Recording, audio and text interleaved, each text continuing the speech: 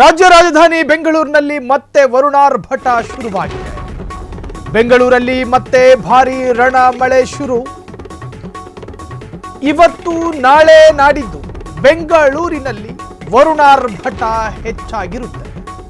ಬೆಂಗಳೂರಿನ ಹಲವು ಕಡೆಗಳಲ್ಲಿ ಭಾರೀ ಮಳೆ ಆರಂಭ ಆಗಿದೆ. ಇವತ್ತು 115ರಿಂದ 204 ಮಿಲಿಮೀಟರ್ ಮಳೆ ಆಗಬಹುದು ಎಂದು ಅಂದಾಜಿಸಲಾಗಿದೆ. ನಾಳೆ 204 ಮಿಲಿಮೀಟರ್ಗೂ ಅಧಿಕ ಮಳೆ ಆಗಬಹುದು. ಇವತ್ತು ಕರ್ನಾಟಕದಲ್ಲಿ ಆರೆಂಜ್ ಅಲರ್ಟ್, ಅತ್ಯಧಿಕ ಮಳೆಯ ಸೂಚನೆ. ನಾಳೆ ಕರ್ನಾಟಕದಲ್ಲಿ ರೆಡ್ ಅಲರ್ಟ್ ಘೋಷಣೆ. ಬೆಂಗಳೂರಲ್ಲಿ ಮತ್ತೆ ಭಾರೀ ವರುಣಾರ್ಭಟ ಶುರುವಾಗಿದೆ. ನಿನ್ನೆಯಷ್ಟೇ ಮಳೆಯ ಅಬ್ಬರಕ್ಕೆ, ಮಳೆಯ ಆರ್ಭಟಕ್ಕೆ ಇಡೀ ಬೆಂಗಳೂರು ತತ್ತರಿಸಿ ಹೋಗಿತ್ತು. ಬೆಂಗಳೂರಿನಲ್ಲಿ ಅಲ್ಲೋಲ ಕಲ್ಲೋಲವೇ ಸೃಷ್ಟಿಯಾಗಿತ್ತು. ವಾಹನ ಸವಾರರಿಂದ ಹಿಡಿದು ಮನೆ ಒಳಗೂ ನುಗ್ಗಿದ ಮಳೆ ನೀರನ್ನ ಕಂಡು ದಂಗಾಗಿದ್ದ ಬೆಂಗಳೂರಿಗರು. ವಾಡಿಕೆಗೂ ಮೀರಿದ ಮಳೆಯಾಗಿತ್ತು. ನಾಳೆ 204 ಮಿಲಿಮೀಟರ್ ಮಳೆ ಆಗೋ ಸಾಧ್ಯತೆ. ಹಾಗಾಗಿ ಕರ್ನಾಟಕದಲ್ಲಿ ಆರೆಂಜ್ ಅಲರ್ಟ್ ಇರುತ್ತೆ. ನಾಳೆ ಕರ್ನಾಟಕದಲ್ಲಿ ನಾಳೆ ದಿನ ರೆಡ್ ಅಲರ್ಟ್ ಘೋಷಣೆ. ಇವತ್ತಿನಿಗಿಂತ ಹೆಚ್ಚಾಗಿ ಮಳೆ ಬರೋ ಸಾಧ್ಯತೆ.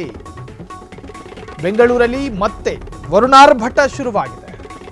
ಒಂದ್ಸತಿ ಮಳೆ ನಿಂತರೆ ಸಾಕಪ್ಪ ಅಂತ ಜನ ಪ್ರಾರ್ಥನೆ ಮಾಡ್ಕೊತಾ ಇದ್ರು. ನಿನ್ನೆಯ ಮಳೆ ನೋಡಿ, ಮಳೆ ಬಂದಿದ್ರು ಪರವಾಗಿರ್ತಿರ್ಲಿಲ್ಲ. ಆದ್ರೆ ಬೆಂಗಳೂರಿನಲ್ಲಿ ರಸ್ತೆಯಲ್ಲೂ ನಿಂತ ನೀರನ್ನ ಕಂಡು ದಂಗಾದ್ರು ಜನ. ಮಳೆಗೆ ಬೇಸರವಿಲ್ಲ ಜನರಲ್ಲಿ, ಆದರೆ ಬೆಂಗಳೂರಿನಲ್ಲಿ ರಸ್ತೆಯಲ್ಲಿ ನಿಂತುಕೊಳ್ಳುವ ಮಳೆ ನೀರನ್ನ ಕಂಡು ಬೇಜಾರಾಗಿದ್ದಾರೆ ಜನ.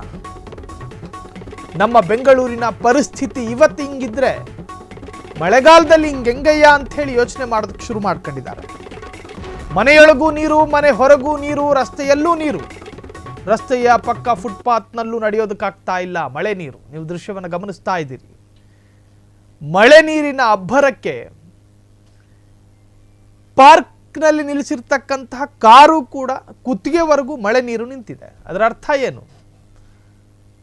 ಸಾಕಷ್ಟು ಅಡಿಗಳಷ್ಟು ಮಳೆ ನೀರು ಸಂಗ್ರಹವಾಗ್ತಾ ಇದೆ ರಸ್ತೆಗಳಲ್ಲಿ. ಅಲ್ಲಿಂದ ಜನರನ್ನ ಬೇರೆ ಕಡೆಗೆ ಶಿಫ್ಟ್ ಮಾಡೋದಕ್ಕೆ ಕೃತಕ ಬೋಟ್ಗಳನ್ನು ಬಳಸಲಾಗ್ತಾ ಇದೆ. ನಾಳೆ ಇದಕ್ಕಿಂತಲೂ ಹೆಚ್ಚಾದ ಮಳೆ ಬರುತ್ತೆ. ಹಾಗಾಗಿನೇ ಆರೆಂಜ್ ಅಲರ್ಟ್ ಘೋಷಣೆ ಮಾಡಿರುವಂತಹದ್ದು. ಇನ್ನು ನಾಳೆನೂ ಈ ಕಾರ್ಯಾಚರಣೆ ಸಾಕಾಗಬಹುದಾ? 204 ಮಿಲಿಮೀಟರ್ ಮಳೆಯಾದರೆ ಪರಿಸ್ಥಿತಿ ಏನಾಗಬಹುದು? ಬೆಂಗಳೂರಿನ ಪರಿಸ್ಥಿತಿ. ವೈಜ್ಞಾನಿಕ ಸೂತ್ರಗಳ ಬಗ್ಗೆ ಸುದೀರ್ಘ ಮೀಟಿಂಗ್ ಆಗೋದಿಲ್ಲ. ಏನಿದಕ್ಕೆ ಪರ್ಯಾಯ ವ್ಯವಸ್ಥೆ ಅನ್ನೋದಕ್ಕೆ ವಿಧಾನಸೌಧವನ್ನು ಬಳಸಿಕೊಳ್ಳಲಾಗುವುದಿಲ್ಲ. ಆಂತರಿಕ ರಾಜಕೀಯ ಒಳಕಚ್ಚಾಟಗಳಿಗೆ ಬ್ಯಾಕ್ ಟು ಬ್ಯಾಕ್ ಮೀಟಿಂಗ್ಗಳಾಗ್ತವೆ. ಬೆಂಗಳೂರನ್ನ ಇನ್ನಷ್ಟು ಚೆನ್ನಾಗಿ ಇಟ್ಕೊಳ್ಳೋದು ಹೆಂಗೆ ಅನ್ನೋಂಥದ್ರ ಬಗ್ಗೆ ಯಾವತ್ತೂ ಮೀಟಿಂಗ್ ಆಗಿಲ್ಲ. ಈ ತರಹದ ಪರಿಸ್ಥಿತಿಗಳೆದುರಾದಾಗ ಒಂದು ರೀತಿ ರಿವಾಜಿಗಂತ ಹೇಳಿ ಒಂದು ಸಭೆಯನ್ನು ಬಿಟ್ಟರೆ ಇದಕ್ಕೊಂದು ಮುಂಜಾಗ್ರತಾ ಕ್ರಮ, ಇದಕ್ಕೊಂದು ಶಾಶ್ವತ ಪರಿಹಾರ ಏನು ಅನ್ನೋದ್ರ ಬಗ್ಗೆ ಚಿಂತನೆ ಮಾಡುವಂತಹ ರಾಜಕಾರಣಿಗಳ ಕೊರತೆ ಕರ್ನಾಟಕದ ಈಗಿನ ಸರ್ಕಾರದಲ್ಲಿ ನಾವು ಕಾಣಬಹುದಾಗಿದೆ. ಬೆಂಗಳೂರನ್ನ ಅದೇನೋ ಮಾಡಿಬಿಡ್ತೀವಿ, ಬೆಂಗಳೂರಿನಲ್ಲಿ ಕ್ರಾಂತಿ ಸೃಷ್ಟಿ ಮಾಡಿಬಿಡ್ತೀವಿ ಅಂತ ಹೇಳಿ ಪತ್ರಿಕಾಗೋಷ್ಠಿಯಲ್ಲಿ ಹೇಳಕೊಂಡು ಕೈ ಕೊಡುಕೊಂಡು ಹೋಗೋದೊಂದು ಬಿಟ್ಟರೆ ಬೇರೇನು ಬೆಂಗಳೂರಿಗರು ನಿರೀಕ್ಷೆ ಮಾಡೋದಕ್ಕೆ ಸಾಧ್ಯವಾಗದಂತಹ ಪರಿಸ್ಥಿತಿ. ಕೆರೆ ಭಾಗಗಳಲ್ಲಿ ಎಷ್ಟು ಮನೆಗಳಿದಾವೆ ಎನ್ನುವಂತಹದರ ಲೆಕ್ಕ ಸರ್ಕಾರದಲ್ಲಿದೆ. ಗುಡ್ಡಗಾಡು ಪ್ರದೇಶದಂತಿರ್ತಕ್ಕಂತಹ ಗುಂಡಿ ಭಾಗಕ್ಕೆ ಮಳೆಗಾಲದಲ್ಲಿ ಮಳೆ ನೀರು ಬಂದು ಸಂಗ್ರಹವಾಗುತ್ತೆ. ಆ ಸ್ಥಳವನ್ನು ಕೂಡ ರೇಖಿ ಮಾಡ್ಕೊಂಡು BBMP ಇಟ್ಕೊಂಡಿದೆ. ಪುಸ್ತಕದ ಬದನೆಕಾಯಿ ಥರ ಪುಸ್ತಕಕ್ಕೆ ಮಾತ್ರ ಸೀಮಿತ ಆಗಿದೆ.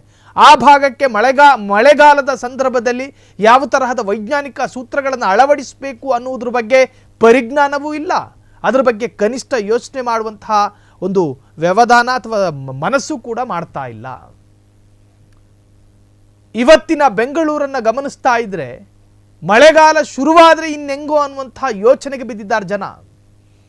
ಒಂದು ಮಳೆಗೆ ನೂರಾರು ಅವಾಂತರಗಳು.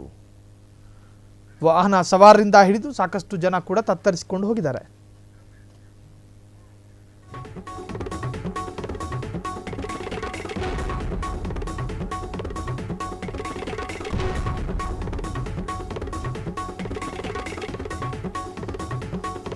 ಕ್ಷಣ ಕ್ಷಣದ ಸುದ್ದಿಗಳಿಗಾಗಿ ಫ್ರೀಡಂ ಟಿವಿ ಸಬ್ಸ್ಕ್ರೈಬ್ ಮಾಡಿ, ಲೈಕ್ ಮಾಡಿ ಹಾಗೂ ಫಾಲೋ ಮಾಡಿ. ಹೊಸ ಸುದ್ದಿಗಳ ನೋಟಿಫಿಕೇಶನ್ಗಾಗಿ ಬೆಲ್ ಐಕಾನ್ ಮೇಲೆ ಕ್ಲಿಕ್ ಮಾಡಿ.